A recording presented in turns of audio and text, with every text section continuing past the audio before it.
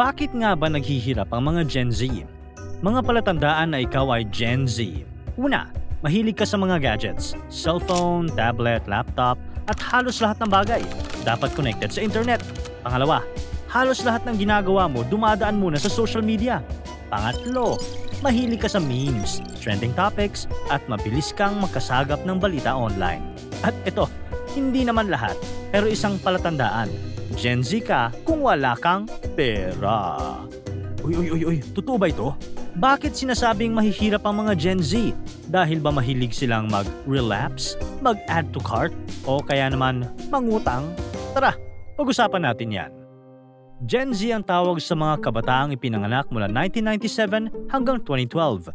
Sila yung mga lumaki na may internet, smartphones at social media, kaya sanay na sanay mag-Google, manood sa mga short-form video platform at mag-share ng memes.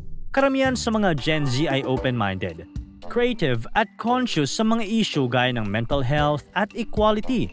Sa dami ng challenges ngayon, Gen Z ang henerasyon na flexible, practical at may sariling boses sa digital world. Pero sa kabila ng lahat ng ito, ang Gen Z ay sinasabing naghihirap na henerasyon. Ayon kasi sa US Census Bureau at Kids Count Data Center, kitang-kita sa datos na Gen Z ang pinakaapektado pagdating sa kahirapan sa Amerika.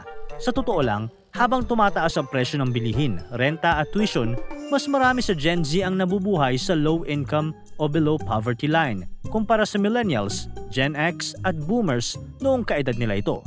Umabot pa sa 23% ng Gen Z ang nabuhay sa kahirapan noong 2011 to 2012 at kahit bumaba na ito, mahigit 10.5 na milyon pa rin ang nasa poverty line noong 2023. Sinabi rin ng Deloitte sa kanilang Global 2024 Gen Z and Millennials Survey na ramdam sa buong mundo ang hirap ng Gen Z. Lumalabas sa survey na halos 60% ng Gen Z ay nabubuhay paycheck to paycheck. Ibig sabihin, sapat lang ang kinikita nila para sa pang-araw-araw na gastos.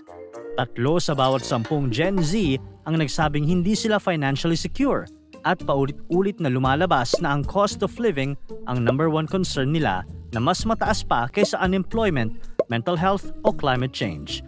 Pero bakit nga ba nagkaganito? Bakit sa kabila ng pag-usbong ng makabagong teknolohiya, bakit Gen Z ang nahihirapang umasenso? Trabaho ang pinaka-problema ng Gen Z. Ayon sa global studies tulad ng sa McKinsey at Deloitte, maraming Gen Z sa iba't ibang bansa ang hirap makahanap ng stable na trabaho o di kaya sapat ang kita para mabuhay ng maayos. Sa dami ng bagong graduates at sobrang dami ng applicants, mas mahigpit ang labanan ngayon sa job market. Kahit may degree, hindi automatic na makakahanap agad ng trabaho ang Gen Z. Lalo na't maraming kumpanya ang nagiging mas mahigpit sa pag-hire at madalas may stigma na unprepared sila para sa trabaho. Ayon sa global surveys, 40% ng business leaders at halos 60% ng employers ang nagsasabing hindi handa ang Gen Z pagdating sa work skills, communication at professionalism. Madalas silang malabel na entitled, laging late o mas priority ang work-life balance. Kaya nahihirapan ang mga Gen Z na makapasok o magtagal sa trabaho. Hindi ito dahil tamad sila, kundi kadalasan kulang lang talaga sa training, mentorship at support ang mga bagong graduate ngayon. Lalo na't naapektuhan pa sila ng pandemic at remote learning. At isa pa, kaakibat ng teknolohiyang kinalakihan ng Gen Z ang pag-agaw rin nito ng trabaho sa kanila. Ayon sa McKinsey Global Institute, aabot sa 375 na milyong tao sa buong mundo ang kailangang magpalit ng trabaho o mag-aral ng bagong skills bago mag-2030 dahil sa AI at automation. Halos kalahati ng Gen Z job seekers ang naniniwalang bumaba ang value ng college degree nila dahil sa AI, kaya mas ramdam nila ang job insecurity at hirap makahanap ng stable na trabaho. Kaya kahit sinabihan silang mag-aral ka para makakuha ng magandang trabaho, iba na ang realidad ngayon. Marami sa kanila ang struck sa entry-level jobs, gig work o unstable na kontrata na hindi sapat ang bayad para sa basic needs at loan payments. Sa totoo lang, 87% ng Gen Z workers sa isang global survey ang nagsabing underpaid sila. Kaya naman dahil dyan, ang mga Gen Z ay lubog sa utang. Habang kulang ang sweldo, tuloy-tuloy pa rin ang gastos sa renta, pagkain, tuition, entertainment at iba pang pangangailangan. Ayon sa Credit Karma at TransUnion, mas mabilis ang pagdami ng utang ng Gen Z kumpara sa ibang henerasyon. Mas marami na silang credit cards, mas mataas ang average balance at mas madalas silang malate sa bayad. Gen Z ang pinakakomportable sa paggamit ng credit at instant loans, lalo na't sobrang dali na lang mag-apply sa mga lending apps ngayon. Sa isang tap lang sa phone, pwede ka nang umutang sa mga instant cash apps, kaya kahit maliit ang kita, tuloy pa rin ang gastos para makasabay sa lifestyle o makaraos lang sa isang buwan. Pero dahil dito, mas marami sa mga Gen Z ang nababaon sa utang na halos hindi na makaahon, lalo na kung walang sapat na financial literacy. Dahil walang mataas na sahod at maraming utang, ang resulta, wala ring savings. Ganito ang realidad ng maraming Gen Z ngayon. Sa dami ng bills at taas ng bilihin, hirap na hirap silang magtabi ng pera para sa emergency. Ayon sa global data mula sa Fitch at YPulse, halos kalahati ng Gen Z o 47% walang emergency fund at yung meron man, kadalasan, sapat lang para sa isang biglaang gastos bago maubos ulit. Kahit may ilang Gen Z na nag-iipon, karamihan ay hindi talaga nakakapag-focus sa long-term savings. Para sa Gen Z, mas importante pa ang mag-ipon para sa bahay o malaking goal kaysa maghanda para sa emergency. Kaya lalong hindi nakakapag-ipon. At isa pa sa number 1 nilang kalaban, ang doom spending. Ito yung biglang gastos, ika nga nila. Ang pera, babalik, pero ang experience, hindi. Sa panahon ng Gen Z, parang normal na lang ang spontaneous na lakad, food trip, o travel kahit tight ang budget. At ang salarin, ang social media. Sa dami ng nakikitang perfect moments online, parang pressure na rin na dapat sulit ang bawat araw at my day posts kahit kapalit ay zero balance. Ayon sa Bank of America, Gen Z ang may mas malaking ginagastos sa experience tulad ng travel at entertainment kumpara sa kanilang ipon. Noong February 2025, tumaas ng 25.5% year-over-year ang Gen Z spending sa entertainment at 13.8% sa travel. Mas mataas kaysa sa ibang generation.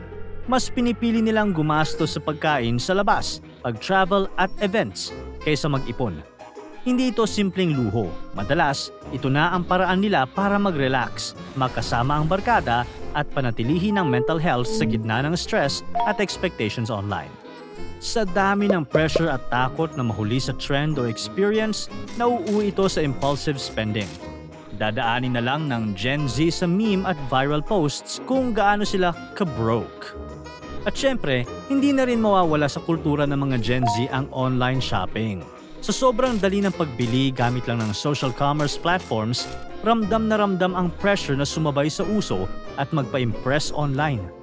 Ayon sa statista, mahigit kalahati ng Gen Z sa buong mundo ang bumili ng produkto sa social media noong 2024 at 77% ng Gen Z ay gumagamit ng social commerce platform na sikat sa short videos kung saan pwedeng mag-check out ng products habang nanonood ng content. Hindi lang ito simpleng shopping, madalas ito na ang paraan nila para maibsan ang stress, loneliness, o para ma-heal ang inner child. Lalo na kapag may pinagdadaanan o gustong makabawi sa mga hindi naranasan noong bata pa. Ayon sa global study ng ZazFit, 76% ng Gen Z at Millennials ang laging stress sa pera at 41% ang umaaming impulsive ang daily spending. Madalas, nauuwi sa regret at dagdag na money stress. Kapag ang mga tito-tita mo nagtatanong kung kailan ka mag-aasawa, naiirita ka ba? Naku, may magandang rason naman pala ang pagtatanong. Dahil sinasabing isa sa mga dahilan kung bakit mahirap ang mga Gen Z ay dahil hindi pa sila nagkakaasawa. Sa global survey ng The Knot noong 2023, more than half ng Gen Z ay open naman sa ideya ng marriage sa future. Pero karamihan ay mas focus muna sa sarili, education, career at enjoying single life. Kaya hindi priority ang maghanap ng life partner sa ngayon. Dahil dito, marami sa Gen Z ang hindi nakikinabang sa mga financial advantages ng pagiging married. Ayon sa mga analysis, mas mahirap mag-ipon o mag-invest kung mag-isa ka lang nagbabayad ng renta, bills at pang-araw-araw na gastos, kumpara sa mag-asawang hati sa lahat ng bayarin. Bukod pa rito, mataas ang cost of living, renta at utang, kaya mas ramdam ng Gen Z ang pressure na mag-survive mag-isa. Kaya kahit gusto nilang magpakasal balang araw, mas pinipili muna nilang unahin ang sariling growth at stability. Ang ending, mas delayed ang marriage at mas challenging para sa mga Gen Z ang makaipon o mag-invest para sa future, na nagdadagdag pa sa financial struggles ng generation na ito. Kaya kailan ka nga ba mag-aasawa? Kaya sa lahat ng ito, pinakakulang sa Gen Z ang financial literacy. 2/3 ng Gen Z ang hindi makasagot ng tama sa mahigit kalahati ng basic financial questions. Mas mababa pa ito kumpara sa millennials at older generations. Sa mga survey, 24% lang ng Gen Z ang nakasagot ng 4 sa 5 basic financial questions ng tama. Dahil dito, halos kalahati ng Gen Z ay may utang. 21% ang hirap mag-budget kada buwan at 19% ay hindi makakabuo ng kahit 100,000 pesos emergency fund kung kailanganin. Ang kakulangan sa financial know-how ay nagdadala ng dagdag na stress, anxiety at financial instability sa mga Gen Z. Pero may pag-asa kapag nabigyan ng tamang financial education ng Gen Z na swak sa digital world nila, mas magiging handa sila sa pera at sa future. Para tuloy-tuloy ang saya at kwentuhan, huwag kalimutan mag-subscribe sa Bubbly YouTube channel at pindutin ang notification bell.